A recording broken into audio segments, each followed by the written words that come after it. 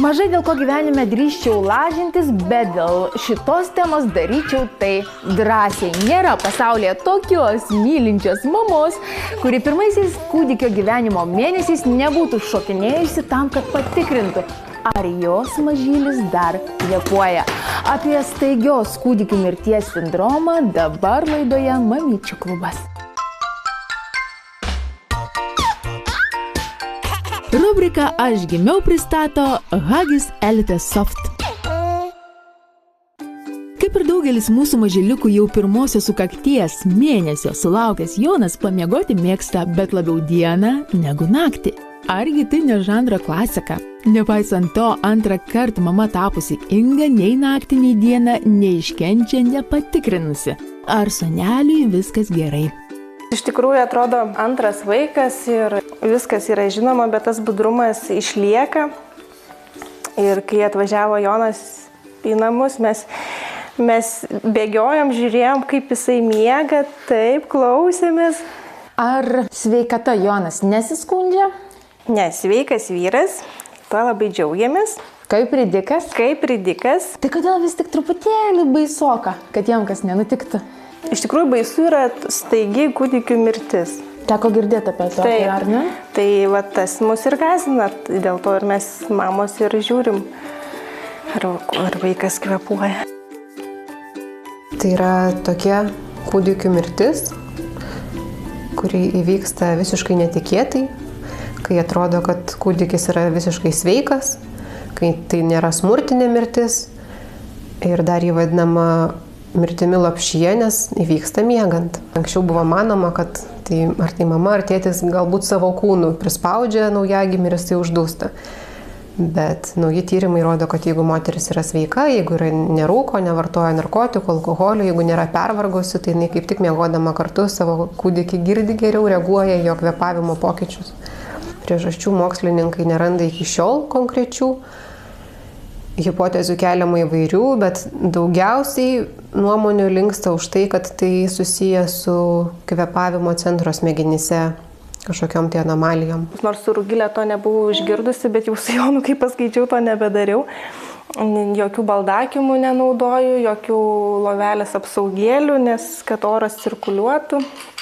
Tai dabar kažkaip viskas pas mus steriliau, mažiau visokios tekstilės aplinkui. Tai yra pati dažniausia kūdikių mirties priežastis, dvigubai dažnesnė negu visos kitos priežastys kartu sudėjus. Ir tai nepriklauso nei nuo rasės, nei nuo gyvenimo sąlygų, tiesiog taip įvyksta.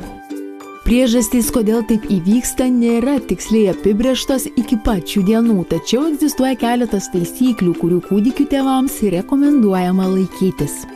Lovelėje negali būti jokių minkštų daiktų, pagalvių, žaisliukų. Jeigu klojam antklodė, tai turėtų būti klojamas iki pažastų ir antklodės kampai užkišami po čiužiniu, kad kūdikis neužsimestų kaldros ant savęs. Taip, mes dabar viską tau patrauksim tavo meškiną.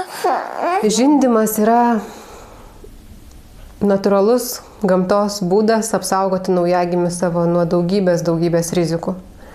Ir viena iš jų yra staigi kūdikių mirtis, nes žįsdamas kūdikis gauna su motinos pienu medžiagų, kurios būtent brandina jos smegenis ir tuo pačiu tą kvėpavimo centrą. Kitas dalykas, žindamas kūdikis naktį dažniau keliasi ir dėl to neįminga taip stipriai, kad galėtų sustoti jo kvėpavimas. Taip pat ir mama naktį žindanti kūdikį, jinai miega jautriau ir reaguoja į jo kvėpavimo pokyčius.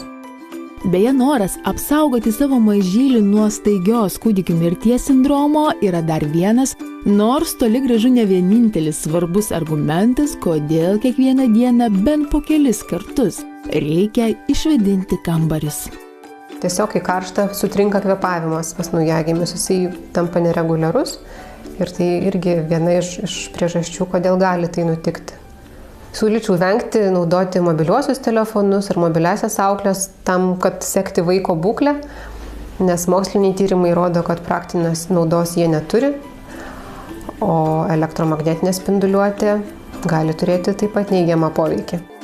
Tačiau nepaisant nerimo ir nemiegotų naktų, Inga pasakoja, kad nė už ką neatsisakytų mamos džiaugsmų ir rūpesčių, nes nėra gyvenime didesnio pasitenkinimo mamai nei mažylio šypsena nuo ausies iki ausies.